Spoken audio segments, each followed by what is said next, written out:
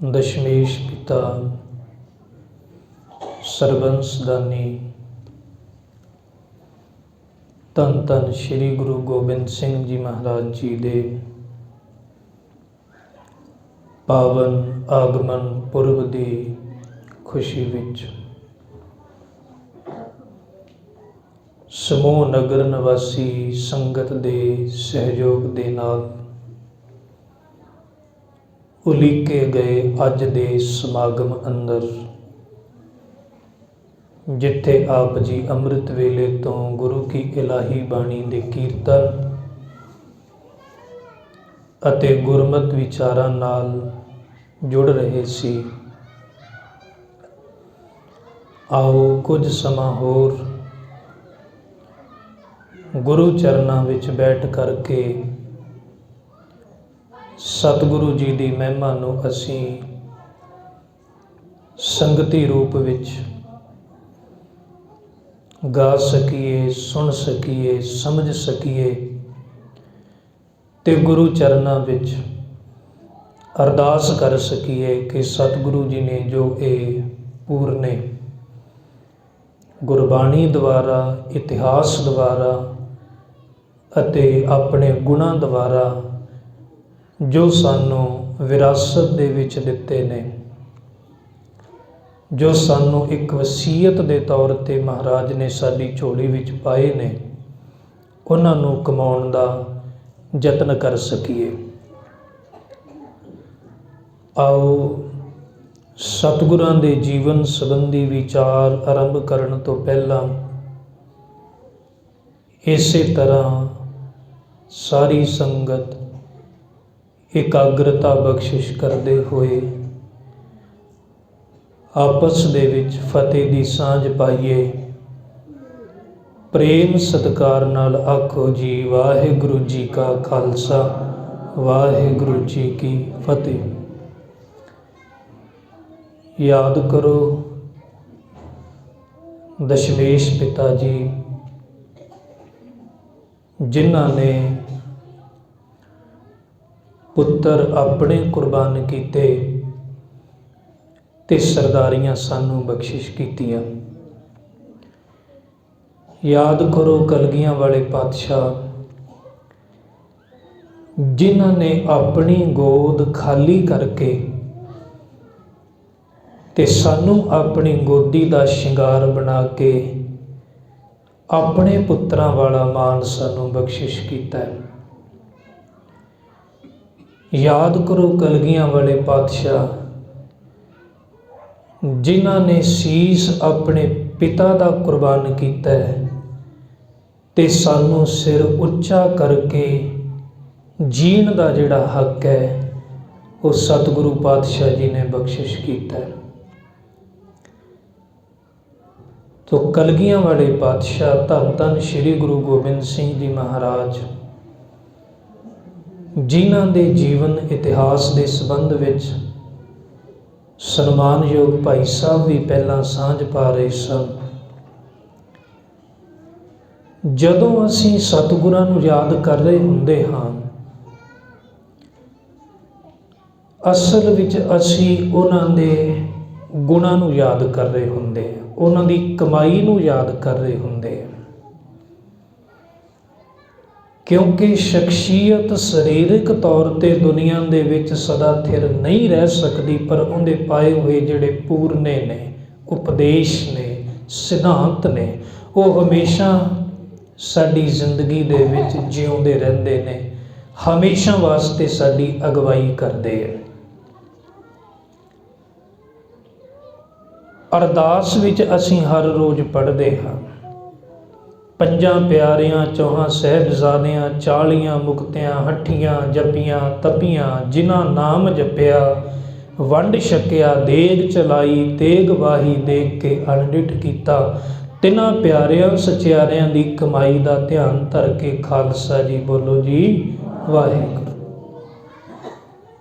ਜਿਨ੍ਹਾਂ ਸਿੰਘਾਂ ਸਿੰਘਣੀਆਂ ਨੇ ਧਰਮ ਹੇਤ ਸੀਸ ਦਿੱਤੇ, ਬੰਦ ਬੰਦ ਕਟਾਏ, ਖੋਪਰੀਆਂ ਲੋਹਾਈਆਂ, ਚਰਖੀਆਂ ਤੇ ਚੜੇ, ਆਰਿਆਂ ਨਾਲ ਚਿਰਾਏ ਗਏ, ਗੁਰਦੁਆਰਿਆਂ ਦੀ ਸੇਵਾ ਲਈ ਕੁਰਬਾਨੀਆਂ ਕੀਤੀਆਂ, ਧਰਮ ਨਹੀਂ ਹਾਰਿਆ, ਸਿੱਖੀ ਕੇਸਾਂ ਸਵਾਸਾਂ ਨਾਲ ਨਿਭਾਈ, ਤਿਨਾਂ ਦੀ ਕਮਾਈ ਦਾ ਧਿਆਨ ਧਰ ਕੇ ਬੋਲੋ ਜੀ ਵਾਹਿਗੁਰੂ। ਤੇ ਅੱਜ ਅਸੀਂ ਕਲਗੀਆਂ ਵਾਲੇ ਪਾਤਸ਼ਾਹ ਦੀ ਕਮਾਈ ਦਾ ਧਿਆਨ ਧਰ ਕੇ ਹੀ ਵਾਹਿਗੁਰੂ ਬੋਲਣਾ ਹੈ, ਉਹਨਾਂ ਦੀ ਕਮਾਈ ਨੂੰ ਹੀ ਯਾਦ ਕਰਨਾ ਹੈ। ਵਸੀਅਤ ਦੇ ਤੌਰ ਤੇ ਉਹ ਸਾਨੂੰ ਕੀ ਦੇ ਕੇ ਗਏ ਸਾਡੀ ਜ਼ਿੰਦਗੀ ਦੇ ਵਿੱਚ, ਉਹਨਾਂ ਦੇ ਇਹਨਾਂ ਗੁਣਾਂ ਦੀ ਅਸੀਂ ਪਹਿਚਾਣ ਕਰਨੀ ਹੈ। ਦੇਖੋ, ਦੁਨੀਆ ਦੇ ਵਿੱਚ ਹਰੇਕ ਇਨਸਾਨ ਕਿਸੇ ਨਾ ਕਿਸੇ ਚੀਜ਼ ਤੇ ਮਾਣ ਕਰਦਾ ਹੈ। ਕਿਸੇ ਦੇ ਵੱਡੇ ਵਡੇਰੇ ਮਹਾਨ ਹੁੰਦੇ ਨੇ ਪਰ ਆਪ ਮਹਾਨ ਨਹੀਂ ਹੁੰਦਾ। ਕਿਸੇ ਦਾ ਪਿਤਾ ਮਹਾਨ ਹੁੰਦਾ ਹੈ ਪਰ ਆਪ ਮਹਾਨ ਨਹੀਂ ਹੁੰਦਾ। ਪਰ ਕੋਈ ਆਪ ਮਹਾਨ ਹੁੰਦਾ ਪਰ ਉਹਦੇ ਵੱਡੇ ਵਡੇਰਿਆਂ ਦੀ ਕੋਈ ਦੇਣ ਨਹੀਂ ਹੁੰਦੀ। ਪਰ ਕਿਸੇ ਦੀ ਔਲਾਦ, ਪੁੱਤਰ, ਧੀਆਂ ਬੜੇ ਮਹਾਨ ਹੁੰਦੇ ਨੇ ਪਰ ਉਹ ਆਪ ਮਹਾਨ ਨਹੀਂ ਹੁੰਦਾ। ਪਰ ਜਦੋਂ ਕਲਗੀਆਂ ਵਾਲੇ ਪਾਤਸ਼ਾਹ ਦੇ ਜੀਵਨ ਵਿੱਚ ਦੇਖਦੇ ਆ, ਉਹਨਾਂ ਦੇ ਵੱਡੇ ਵਡੇਰੇ, ਦਾਦੇ ਪੜਦਾਦੇ, ਗੁਰੂ ਗੋਬਿੰਦ ਸਿੰਘ ਜੀ ਮਹਾਰਾਜ ਦੇ ਦਾਦਾ ਜੀ ਕੌਣ ਸੀ? ਦੋ ਤਲਵਾਰੀ ਬੱਧੀਆਂ, ਇੱਕ ਮੀਰੀ ਦੀ ਇੱਕ ਪੀਰ ਦੀ। ਧੰਨ ਧੰਨ ਗੁਰੂ ਹਰਗੋਬਿੰਦ ਸਾਹਿਬ ਪਾਤਸ਼ਾਹ, ਉਹਨਾਂ ਦੇ ਦਾਦਾ ਜੀ।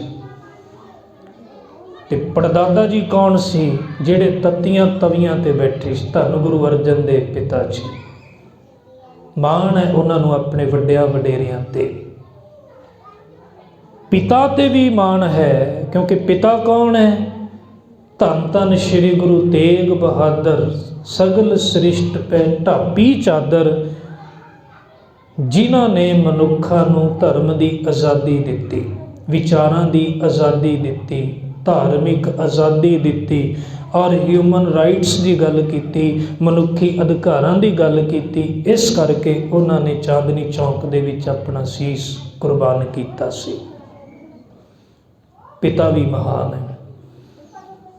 ਤੇ ਜਦੋਂ ਅਸੀਂ ਉਹਨਾਂ ਦਾ ਆਪਣਾ ਜੀਵਨ ਪੜ੍ਹਦੇ ਹਾਂ, ਦੇਖੋ, ਜਦੋਂ ਆਪ 9 ਸਾਲਾਂ ਦੀ ਉਮਰ ਦੇ ਵਿੱਚ ਸੀ ਤੇ ਆਪ ਯਤੀਮ ਹੋਣਾ ਪ੍ਰਵਾਨ ਕੀਤਾ, ਪਰ ਆਪਣੇ ਪਿਤਾ ਨੂੰ ਸੀਸ ਕੁਰਬਾਨ ਕਰਨ ਵਾਸਤੇ ਸਹਿਮਤੀ ਦਿੱਤੀ ਉਹਨਾਂ ਨੇ ਕਿ ਤੁਹਾਨੂੰ ਜਾਣਾ ਚਾਹੀਦਾ ਹੈ, ਮਜ਼ਲੂਮ ਦੇ ਹੱਕ ਵਿੱਚ ਖੜਨਾ ਚਾਹੀਦਾ ਹੈ, ਸਟੈਂਡ ਲੈਣਾ ਚਾਹੀਦਾ ਹੈ। ਆਪ ਯਤੀਮ ਹੋਣਾ ਪ੍ਰਵਾਨ ਕੀਤਾ।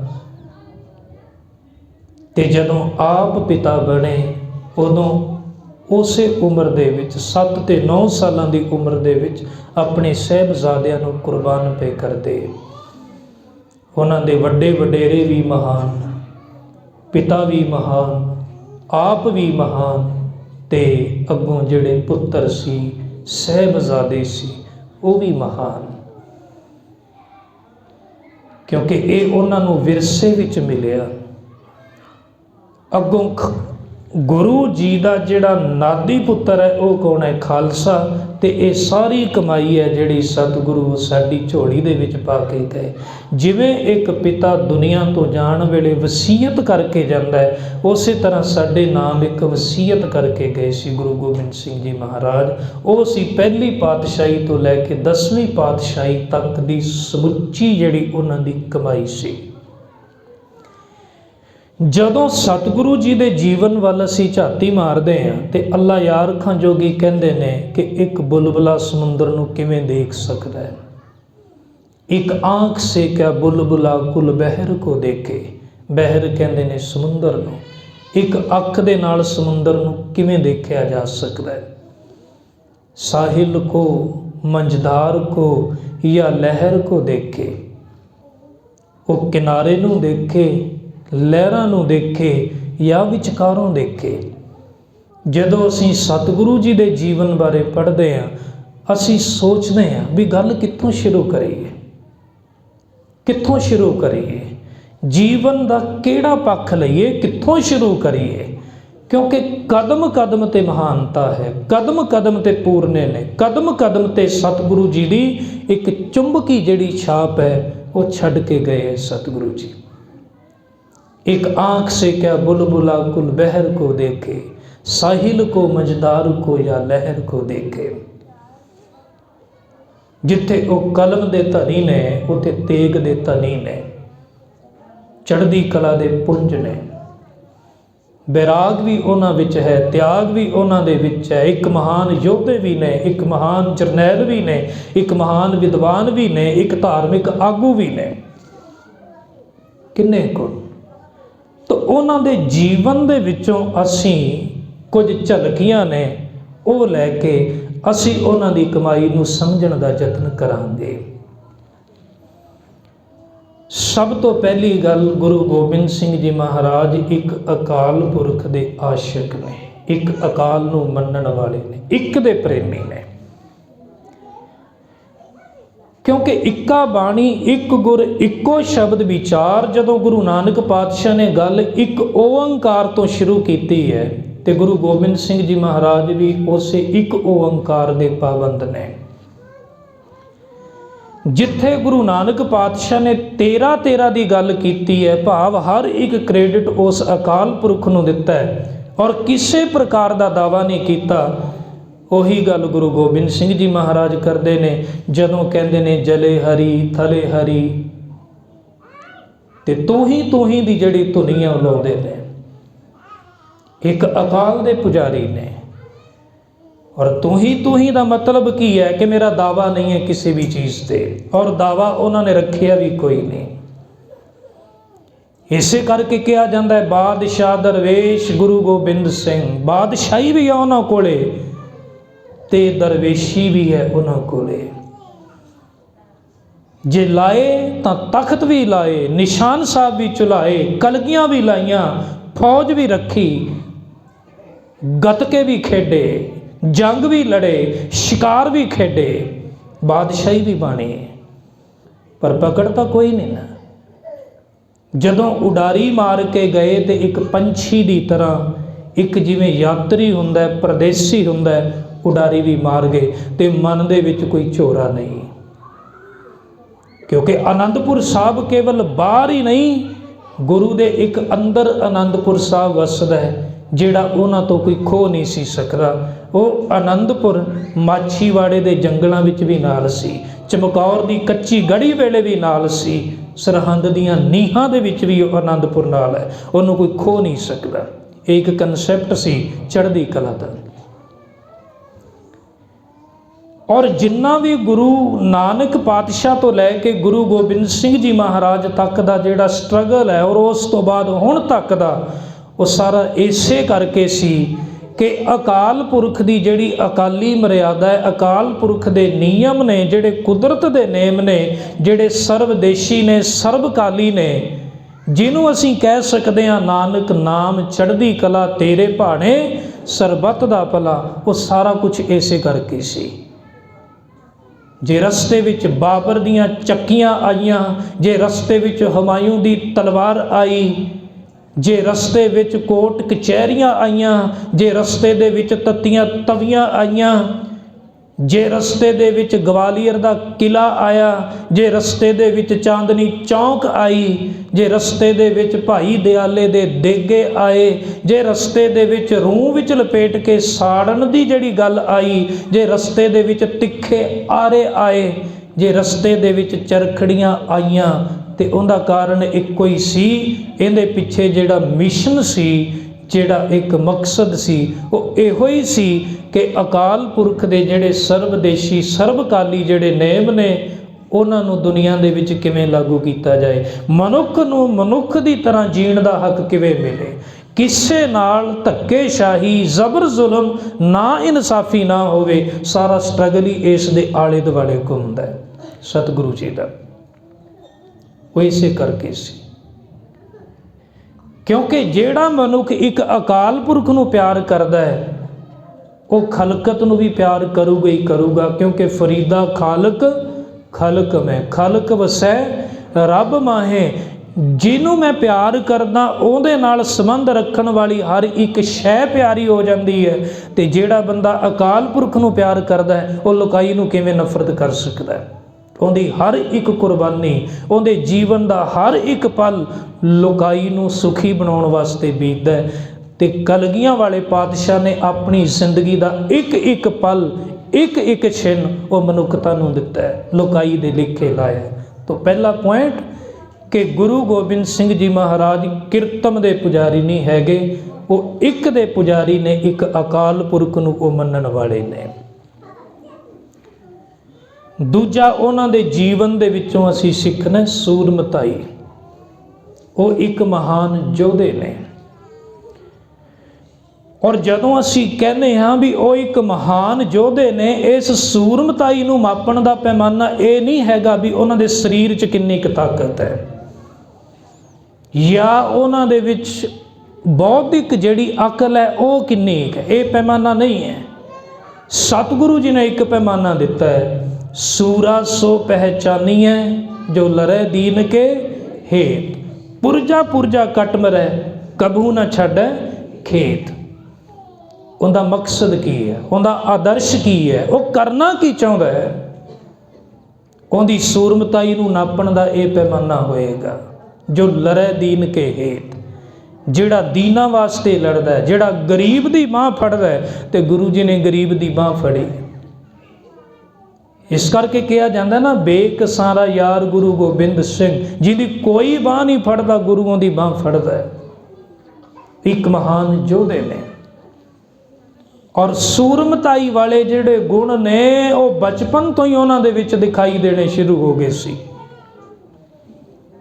पटने दे अंदर बचपन दे विच गुरु साहब दीयां जिहड़ियां खेडां सी, सधारण बच्चियां वालियां खेडां नहीं सी, उन्हां दीयां खेडां जंगी सी, जिवें आउण वाले समय दी पहलां तो ही तैयारी कर रहे होण। जंगी खेडां सी, छोटे छोटे बच्चों दियां टुकड़ियां बना के अलग ते मसनूई लड़ाइयां लड़ते सी, नकली लड़ाइयां लड़ते सी, जंगी खेडां सी। और इतनी दलेरी, इतनी जुर्रत सी, जदों पटने दे विचों किसी नवाब ने लंघना ते नियम सी, अनाउंस किया जाता सी कि नवाब दी सवारी आ रही है। सारे लोग लाइनां दे विच खड़े हो के सीस झुका के सलाम करन ते नज़रां नीवियां होणियां चाहिए। नवाब दियां अखां दे विच कोई अखा नहीं पा के खड़ा हो सकता। बचपन दे विच ही हजे 4-5 साल की उम्र है ते सतगुरु जी जदों नवाब की सवारी लंघदी है ते अखां विच अखां पा के उहदे कन्नी देख रहे, मूँह बना के भजदे आउंदे वल। और नाल जिहड़े हाणी सी, बच्चे सी, उन्हां दे विच भी ये दलेरी जिहड़ी है गुरु साहब ने, उन्हां नूं भी बल मिलदा सी इस गल तो, उन्हां दे विच भी ये सूरमताई पैदा हुई। ये पटना उही थां है जिन्हों पाटलीपुत्र कहा जाता सी, जिहड़ी किसी समय सम्राट अशोक की राजधानी सी 24-25 साल पहला महात्मा बुद्ध के वेले। और उन्हें हथियार सुटते सी कलिंगा के युद्ध तो बाद, कहता हुण नहीं लड़ना, हथियार सुट दिते ते उस तो बाद वो लड़न जोगे ना रहे, क्योंकि लड़न का उद्देश अगर महान होवे तो वो लड़ाई नहीं मन्नी जाती। इस करके कहा जाता है कि हज़रत मुहम्मद साहब की कृपान के उत्ते लिखिया सी, मैं शांति का पैगाम देने वास्ते आया। कृपान ते ये गल लिखी सी, ते कृपान का मतलब भी हुंदा भी कृपा करनी ते अपनी आन की रख्या करनी, ये उनका सिद्धांत सी। जेड़ी थां ते सम्राट अशोक ने हथियार सुट्टे सी, उस थां ते गुरु गोबिंद सिंह जी महाराज ने मुड़ के हथियार चक्के ते हथियार पकड़ाए। उनकी शुरुआत बचपन दे विचों ही कीती सी, क्योंकि ये चीज़ उन्होंने विरसे दे विच भी मिली है। छेवें पातशाह जिहड़े कि अगे उन्होंने पड़दादा जी लगते हैं, उन्होंने 4 जंगां लड़ियां सी। 7वें पातशाह दे नाल हमेशा 2200 घोड़सवार तैयार बर तैयार रहंदे सी। 9वें पातशाह ने करतारपुर की जंग दे विच 1634 ईस्वी दे विच तेग दे जौहर दिखाए सी, इस करके वो त्याग मल तो तेग बहादुर बने सी। ये विरसे च मिले गुरु गोबिंद सिंह जी महाराज नूं। फिर वो आप किड्डे तेग दे धनी है, तीर अंदाजी उन्हों का बड़ा पहला शौक है जंग दे अंदर। इस करके वो शस्त्र दे धनी ने, तेग दे धनी ने, पर उन्हां दी तेग दा उद्देश उस तरह जिवें एक डॉक्टर किसी मरीज की सर्जरी करता है तो उन्होंने जिंदगी दिंदा है, उनके जीवन को बचाउंदा है, किसी को डराउण वास्ते नहीं है। इस करके वो एक महान योधे ने। जिथे वो एक महान योधे ने उत्थे एक महान जरनैल भी ने, महान आगू भी ने। दुनिया दे विच बड़े वड्डे वड्डे जरनैल होए ने। नेपोलियन का नाम असी सुनिया, सिकंदर का नाम सुनिया, विलिंगटन का नाम सुनिया, बोलीवर का नाम सुनिया, पर जिन्ने भी आगू मन्ने जाते हैं उन्हां दा मकसद कोई महान नहीं है। कोई जर पिछे लड़ रहा है, कोई जोरों पिछे लड़ रहा है, कोई जमीन पिछे लड़ रहा है, कोई अपनी रियासत पिछे ही लड़ रहा है, उहदे जंग पिछे कोई महान उद्देश्य नहीं है। पर एक ऐसा जरनैल है जिंदे उद्देश्य बड़े महान ने, गुरु गोबिंद सिंह जी महाराज। ये दुनिया का अनोखा जरनैल है। जिन्ने भी जरनैल ने वो एक सीमा दे विच बंधे हुंदे ने, हद बन्ने दे विच बंधे हुंदे ने, ते गुरु गोबिंद सिंह जी महाराज किसी हद बन्ने दे विच नहीं होंदे। वो यूनीवर्सल ने, वो मनुखता नूं प्यार करने वाले ने। तो वो एक महान आगू ने। ये उन्हां दे महान जरनैल होने का सबूत है जिहड़े उन्होंने आनंदपुर साहब के अंदर 5 किलियां की उसारी है जिहड़ी वो करवाई सी, और 8 महीने तक जदों किले नूं घेरा पिया रहा और अपने सिखां की अगवाई करनी, उन्होंने जथेबंदक ढंग दे नाल बन के रखना और मुकाबला करता रहना, ये उन्होंने महान जरनैल होने का सबूत। चमकौर की कच्ची गढ़ी नूं भी पक्के किले वांगू वरत लेना और 1.25 लाख दे नाल एक एक सिंह नूं लड़ा देना, ये उन्होंने महान जरनैल होने का सबूत है। गुरु गोबिंद सिंह जी महाराज तो वो एक महान योधे ने, जिथे वो एक महान जरनैल भी ने। चौथा उन्हां दी महानता की है? चौथी उन्हां दी महानता ये है, आपे गुर चेला।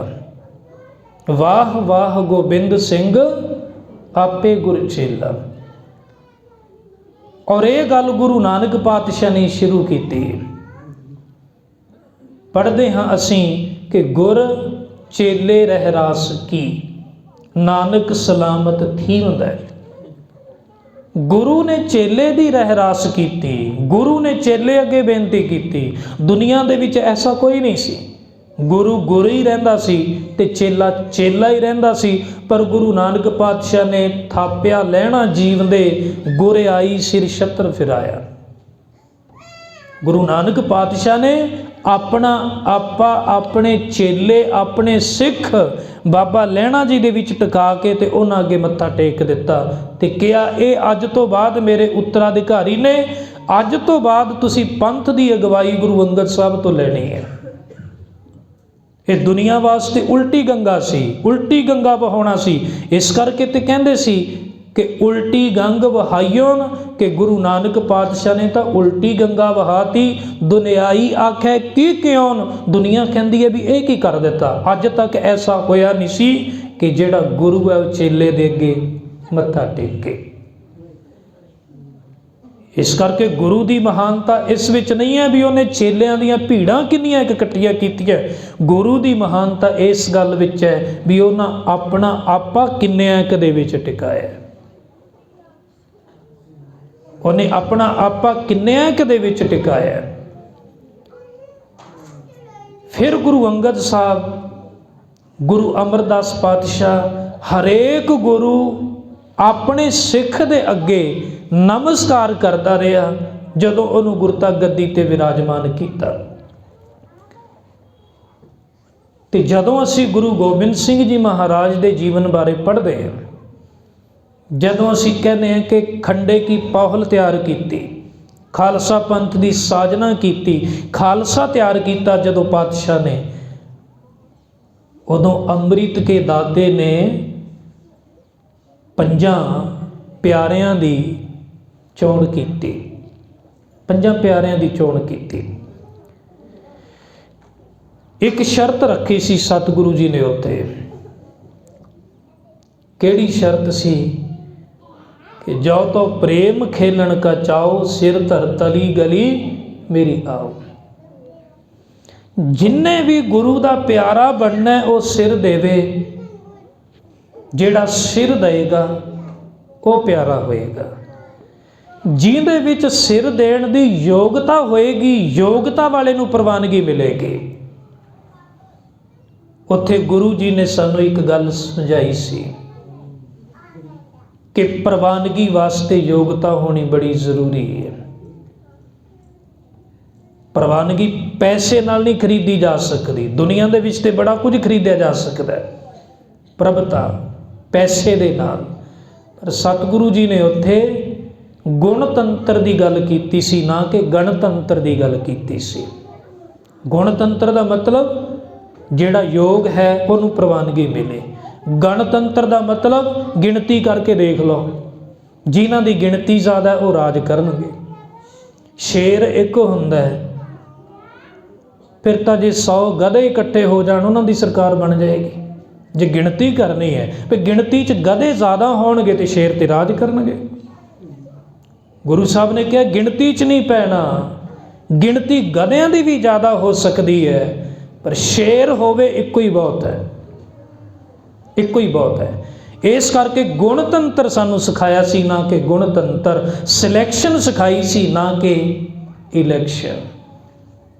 तो योग्यता रखी सी कि जेड़ा सिर देगा वो गुरु का प्यारा बनेगा। जदों प्यारे बन गए फिर उन्होंने मर्यादा दृढ़ करवाई, उन्होंने सिक्खी दे असूल दसे। उस तो बाद एक हैरानीजनक कौतक वरतदा है कि गुरु साहब स्टेज तो छाल मार के थले उतर के आप हाथ जोड़ के खड़े हो जाते हैं। दुनिया हैरान भी अमृत के दाते आप हाथ जोड़ के क्यों खड़े हो गए। 5 प्यारियां अगे बेनती करदे कि मैनू भी गोबिंद राय तो गोबिंद सिंह बनाओ, मैनू भी अमृत की दात दिओ, मैनू भी गुरमत के असूल दृढ़ाओ।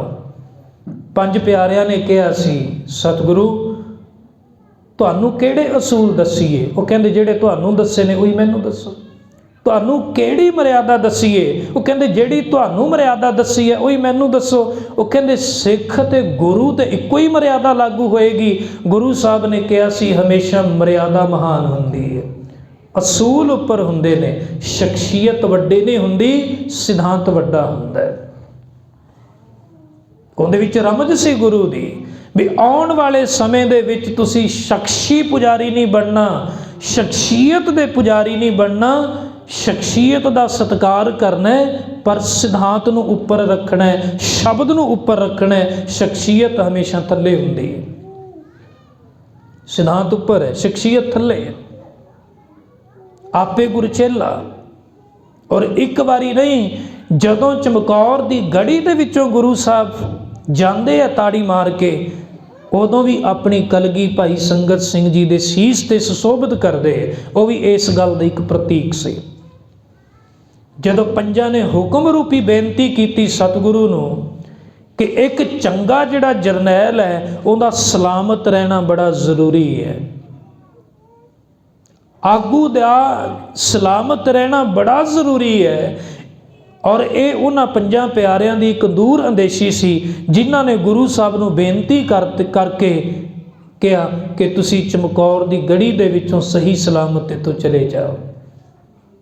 जे तुसी सलामत रहे तो अपनी होंद बची रह सकती है। तो उस तो बाद जड़ियाँ घटनावां हुईयां उसे दूर अंदेशी का ही परिणाम सी। चाहे दमदमा साहब की असी गल करते हैं या फिर बाबा बंदा सिंह बहादुर कोले जाके उन्होंने तैयार करके पंजाब वाल नूं भेजना, दुष्टां नूं सोधना ते पंजाब राज की कायमी करनी। और उस तो बाद मिसलों का राज होना ते महाराजा रणजीत सिंह का राज होना।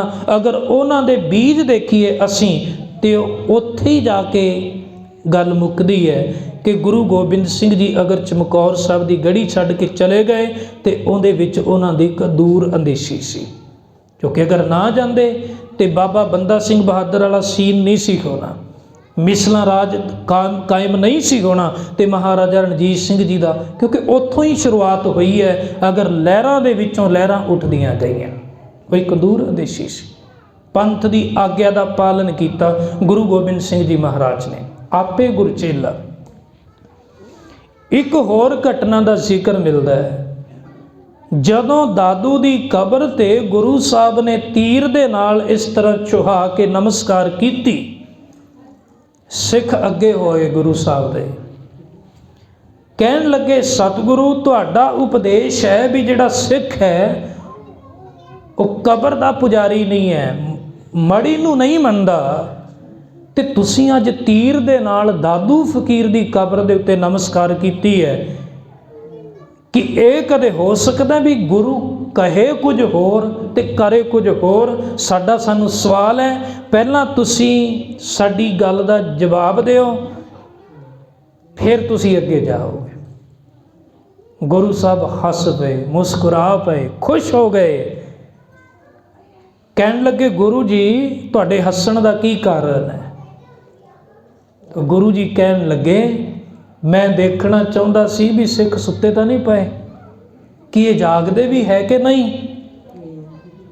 कि इन्हां नूं अपने सिद्धांतां दे प्रति ये अवेयरनैस है कि नहीं इन्हां दे विच, कि ये मेरे ते सवाल करन दी हिम्मत रखते हैं कि नहीं। और साडे वास्ते गुरु साहब ने राह खोलिया सी कि जिथे सानू इस तरह लगता है भी ये ठीक नहीं तो सवाल किया जा सकता है, क्योंकि सिद्धांत उपर है, शख्सियत हमेशा थले है। इतनी तैयारी अपने सिख दी गुरु साहब ने करवाई सी, भावें कि गुरु साहब का एक कौतुक ही सी, ते गुरु साहब ने अपने कालजे दे नाल दिल दे नाल ला के सिखां नूं प्यार किया। कहन लगे अज मैं बेफिक्र हो गया, अज मैनू चिंता करने की लोड़ नहीं। सिंह कहन लगे सतगुरु उहदा की कारण है, क्योंकि अज मैनू यकीन हो गया है कि जो कुछ मैं तुहानू सिखाया है तुसी उस दे प्रति जागे होए हो, तुसी उस नूं भुले नहीं। मैं रहा चाहे ना रहा, पर तुहाडे मोढियां ते पंथ दी ये जिम्मेवारी है, ते मैनू जरूर उम्मीद है भी तुसी पंथ नूं अगे तक लैके जाओगे, क्योंकि पंथ खड़ा ही सिद्धांतां ते है। ते तुसी साबित कीता है कि तुसी सिद्धांत प्रस्त हो, तुसी असूल प्रस्त हो, तुसी शब्द ते पैरा दिता है, तुसी जागे होए हो। मैनू इस गल दी खुशी है, इसे करके कहा सी वाह वाह गोबिंद सिंह आपे गुरचेला। अगला उन्हां दी शख्सियत दे विचों जदों असीं गल करदे हां, वो है कि सतगुरु नीचां नूं ऊच करन वाले ने।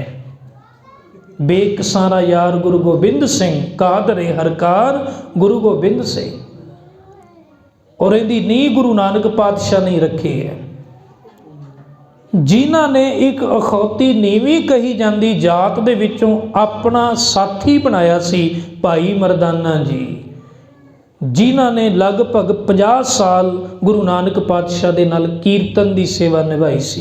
पहला रागी जथा सी सिख धर्म दे अंदर, एक बाबा अकाल पुरख, दूजा रबाबी मरदाना।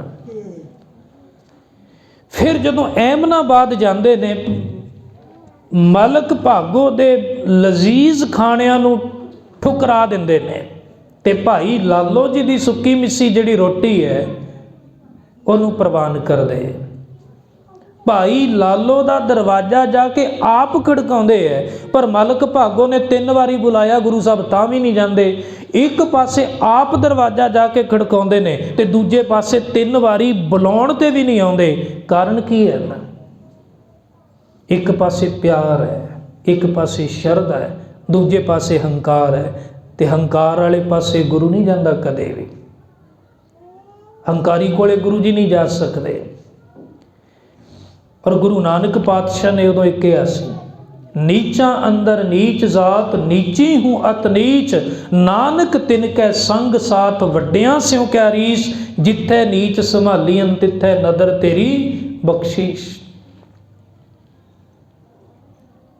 ਤੇ ਨੀਚਾਂ ਨੂੰ ਊਚ ਕੀਤਾ ਗੁਰੂ ਗੋਬਿੰਦ ਸਿੰਘ ਜੀ ਮਹਾਰਾਜ ਨੇ। जिन की जात वर्ण कुल माही, सरदारी ना भई कदाही, इन्हीं को सरदार बनाऊं, तबे गोबिंद सिंह नाम कहाऊं। चिड़ियों से मैं बाज तड़ाऊं, 1.25 लाख से एक लड़ाऊं, तबे गोबिंद सिंह नाम कहाऊं। ये होला महला की सी? होली तो होला महला बनाया सी, क्योंकि सनातन मत दे विच त्योहार भी वंडे होए सी भी दशहरा खत्रियां दा, दिवाली बाणियां दी, इसे तरह एकादशी वगैरह सी जेड़े नराते वो ब्राह्मण दे हिस्से च, ते जेड़ी होली सी शूदर दे हिस्से च रखी सी भी एक दूजे ते रंग रुंग पा के भूत बन जा करनगे, ते इदां तो इहदे हिस्से च होली रखी सी। गुरु साहब ने वो चेहरे रंग बिरंगे करन दी थां ते होला महला शुरू कीता सी। उहदे विच जंगी शस्त्रां दा अभ्यास हुंदा सी, घोड़ सवारी सिखाई जांदी सी ताकि जुल्म के विरुद्ध टाकरा किया जा सके। वो सी होला महला। वह भी नीवियां नूं उच्चा करन दा एक तरीका सी। जिहड़ी खालसे दी विसाखी असीं कहने वो भी तो नीवियां नूं उच्चा करन वाला ही सी, क्योंकि जात पात दे आधार ते लोकां दे खान पान वंडे होए सी।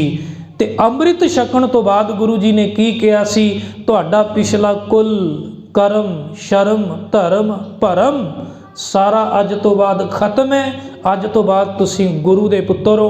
इस करके कहा जाता है कि तुहाडे धार्मिक पिता कौन ने? असी कहने गुरु गोबिंद सिंह जी महाराज। सिख जिहड़ी मर्जी जात दा होवे, सिख दी जात कोई नहीं हुंदी।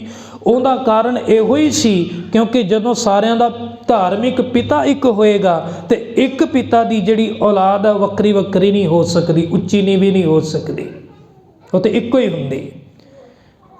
पहला हरेक नाम दे प्रचलन दा रिवाज सी। किसे दे नाम मगर चंद लगदा सी, किसे दे नाम मगर दास लगदा सी, पर गुरु साहब ने उस रिवाज नूं खत्म करके सारियां नामां दे पिछे एक सिंह खिताब दिता सी, ते भैणां वास्ते कौर है जिहड़ा वो खिताब दिता सी। एक सारता पैदा करन वास्ते गरीबां दी बांह फड़ी। फिर सारियां दा इक्के बाटे नाल जिहड़ा मूँह लवाया वो की सी? नीचां नूं ऊच करन दा ही एक तरीका सी। नीचां ऊच करे मेरा गोबिंद, काहू ते ना डरै। इस करके जदों पहाड़ी राजे भी कहते हैं कि असी अमृत छकण वास्ते तैयार हाँ, पर साडा बाटा वखरा होना चाहिए। गुरु साहब कहन लगे इसे कोड़ नूं खत्म करन वास्ते तो मैं बाटा तैयार किया है, तुसी उस हुण बाटे विच भी वंडियां पाउण लग गए, हुण तुसी बाटा भी अलग अलग तैयार करवाओगे। कहते ये नहीं हो सकता। जदों जात दा हंकारी ब्राह्मण पुजारी आया, वो कहन लग्या कि पहला साडा थाल लगदा हुंदा सी, सब तो पहला कहंदे सी ब्राह्मण देवता खाएगा ते दूजे खाणगे। हुण तुसी सानू पुछना ही छड्ड गए, तुसी सानू बुलाया ही नहीं। गुरु साहब उन्हां नूं बड़े व्यंग नाल कहंदे ने, जो कछ लेख लिखियो बिद ना सोई पाइयत, मिस्र जु शोक निवारो, मेरो कछु अपराध नहीं गयो याद, ते भूल ना कोप चितारो। गुरु साहब उस पुजारी नूं कहंदे ने कि असी तुहानूं बुलाउणा ही भुल गए, ते भुलदे किहनूं हुंदे है? जिहड़ा सधारण होवे, जिहनूं अंदरों दिल ना चाहुंदा होवे उहनूं ही बंदा कहंदा ना भी असी तो तैनूं बुलाउणा ही भुल गए। तो गुरु साहब दा उन्हां दी जाति पाती सिस्टम दे उत्ते एक प्रहार सी, एक अटैक सी। मेरो कछु अपराध नहीं गयो याद, ते भूल ना कोप चितारो। जदों कहंदा है कि तुसी सानू छड्ड के, क्योंकि साडे कोल हरेक तरह का प्रबंध है, पैसा साडे कोले है, राजनीति विच अप्रोच साडे कोले है, चंगे घोड़े चंगे हथियार चंगी फौज है जिहड़ी वो साडे वाले पासे है, तो ये दबे कुचले लोग तुहानूं की दे देणगे? तुसीं इन्हां नूं अपना साथी बनाई फिरदे हो। ते गुरु साहब ने उदों बड़े मान नाल ये गल कही सी, युद्ध जीते इन्हीं के प्रसाद, इन्हीं के प्रसाद सुदान करे, अग औग टरे इन्हीं के प्रसाद, इन्हीं के प्रसाद सुशत्रु मरे। इन्हीं के प्रसाद सो विद्यालयी, इन्हीं के प्रसाद फुन धाम परे, इन्हीं की कृपा से सजे हम हैं, नहीं मोह से गरीब करोड़ परे। ਜਦੋਂ ਸਤਿਗੁਰੂ ਜੀ ਦੀਆਂ ਕਰਾਰੀਆਂ ਗੱਲਾਂ ਉਸ ਜਾਤ ਦੇ ਹੰਕਾਰੀ ਨੇ ਸੁਣੀਆਂ ਤੇ ਕਹਿੰਦੇ ਨੇ ਚਟ ਪਟਾਏ ਚਿੱਤ ਮੈਂ ਗਇਓ ਤ੍ਰਿਣ ਜੋ ਕ੍ਰੁੱਧਤ ਹੋਏ। ਜਿਵੇਂ ਸੁੱਕੇ ਘਾਹ ਨੂੰ ਅੱਗ ਲੱਗਦੀ ਹੈ ਤੇ ਚਰੜ ਕਰਦਾ ਹੈ, ਕਹਿਣ ਲੱਗੇ ਉਹ ਵੀ ਫਿਰ ਸੁੱਕੇ ਘਾਹ ਨੂੰ ਲੱਗੀ ਅੰਗ ਦੇ ਵਾਂਗੂ ਬੜਬੜ ਕਰਨ ਲੱਗ ਪਏ। ਉਹਨੂੰ ਚਿੰਤਾ ਪੈ ਗਈ ਵੀ ਹੁਣ ਮੇਰਾ ਕੀ ਬਣੂਗਾ। ਸਾਡੇ ਜਿਹੜਾ ਏਕਾਧਿਕਾਰ ਸੀ, ਮੋਨੋਪੋਲੀ ਸੀ, ਅਸੀਂ ਠੇਕੇਦਾਰ ਬਣੇ ਹੋਏ ਸੀ ਮਨੁੱਖਤਾ ਦੇ, ਸਾਨੂੰ ਤਾਂ ਹੁਣ ਕਿਸੇ ਨੇ ਪੁੱਛਣਾ ਨਹੀਂ। ਤੇ ਗੁਰੂ ਸਾਹਿਬ ਦਾ ਉਦੇਸ਼ ਵੀ ਇਹੀ ਸੀ ਕਿ ਦੱਬੀ ਕੁਚਲੀ ਜਿਹੜੀ ਮਨੁੱਖਤਾ ਹੈ ਉਹਨੂੰ ਇਸ ਸਿਸਟਮ ਦੇ ਵਿੱਚੋਂ ਕੱਢਿਆ ਕਿਵੇਂ ਜਾ ਸਕੇ, ਮਨੁੱਖ ਦੇ ਵਿੱਚ ਖੁਦਮੁਖਤਿਆਰੀ ਕਿਵੇਂ ਆਵੇ, ਉਹਨੂੰ ਜ਼ਿੰਦਗੀ ਦੇ ਅਰਥ ਕਿਵੇਂ ਪਤਾ ਲੱਗਣ। ਤੇ ਗੁਰੂ ਸਾਹਿਬ ਦੇ ਫਿਰ ਨੀਚਾਂ ਨੂੰ ਉੱਚ ਕੀਤਾ। ਅਗਲਾ ਅਸੀਂ ਉਹਨਾਂ ਦੀ ਜ਼ਿੰਦਗੀ ਦੇ ਵਿੱਚ ਦੇਖਦੇ ਹਾਂ ਵੀ ਉਹ ਇੱਕ ਕੌਮ ਦੇ ਉਸਰਈਏ, ਜਿਹੜੀ ਕੌਮ ਦਾ ਸੁਪਨਾ ਕਿਤੇ ਗੁਰੂ ਨਾਨਕ ਪਾਤਸ਼ਾਹ ਨੇ ਦੇਖਿਆ ਸੀ, 10 ਪਾਤਸ਼ਾਹੀਆਂ ਨੇ ਆਪਣੀ ਜ਼ਿੰਦਗੀ ਦੇ ਵਿੱਚ ਉਹਨਾਂ ਤੇ ਉਹ ਕਾਰਜ ਕੀਤਾ ਤੇ ਉਹ ਕੌਮ ਤਰੱਕੀ ਕਰਦੀ 10ਵੇਂ ਪਾਤਸ਼ਾਹ ਤੱਕ ਪਹੁੰਚੀ। ਉਸੇ ਨੂੰ ਹੀ ਗੁਰੂ ਸਾਹਿਬ ਨੇ ਖਾਲਸਾ ਕਿਹਾ ਸੀ। ਗੁਰ ਸੰਗਤ ਕੀਨੀ ਖਾਲਸਾ। ਗੁਰੂ ਨੇ ਸੰਗਤ ਨੂੰ ਕੀ ਕਰ ਦਿੱਤਾ, ਕੀ ਬਣਾ ਦਿੱਤਾ? ਕਹਿੰਦੇ ਖਾਲਸਾ ਬਣਾ ਦਿੱਤਾ। ਖਾਲਸਾ ਦਾ ਮਤਲਬ ਸਿੱਧਾ ਜਿਹੜਾ ਅਕਾਲ ਨਾਲ ਜੁੜਿਆ, ਵਿਚਾਲੇ ਵਿਚੋਲਾ ਕੋਈ ਨਹੀਂ, ਵਿਚਾਲੇ ਟੈਕਸ ਲੈਣ ਵਾਲਾ ਕੋਈ ਨਹੀਂ, ਮਸੂਲੀਆ ਕੋਈ ਨਹੀਂ, ਇੱਕ ਅਕਾਲ ਪੁਰਖ ਹੈ ਤੇ ਇੱਕ ਮੈਂ ਹਾਂ। ਇਤਨਾ ਉੱਚਾ ਉਠਾ ਕੇ ਲੈ ਗਏ ਮਨੁੱਖ ਨੂੰ ਸਤਿਗੁਰੂ। ਉਹ ਇੱਕ ਕੌਮ ਦੇ ਉਸਰਈਏ ਨੇ। ਤੇ ਜਦੋਂ ਖਾਲਸੇ ਦੀ ਵਿਸਾਖੀ ਬਾਰੇ ਅਸੀਂ ਪੜ੍ਹਦੇ ਹਾਂ, ਕਹਿੰਦੇ ਨੇ ਕਿ ਸਤਿਗੁਰੂ ਦੇ ਹੱਥ ਵਿੱਚ ਅਸਮਾਨ ਵਿੱਚ ਚਮਕਦੀ ਹੋਈ ਬਿਜਲੀ ਦੀ ਤਰ੍ਹਾਂ ਤਲਵਾਰ ਹੈ। ਸਤਿਗੁਰੂ ਦੇ ਹੱਥ ਵਿੱਚ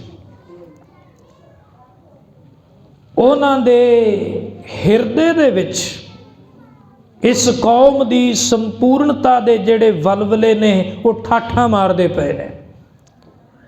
ਅੱਜ ਗਰੀਬਾਵਾਦ ਨੂੰ ਬਾਦਸ਼ਾਹੀ ਵਿੱਚ ਬਦਲਣ ਦਾ ਵੇਲਾ ਹੈ ਤੇ ਸਤਿਗੁਰੂ ਜੀ ਦੇ ਸਾਹਮਣੇ ਇੱਕ ਥੱਕੀ ਹੋਈ ਕੌਮ ਸੁੱਤੀ ਪਈ ਹੈ।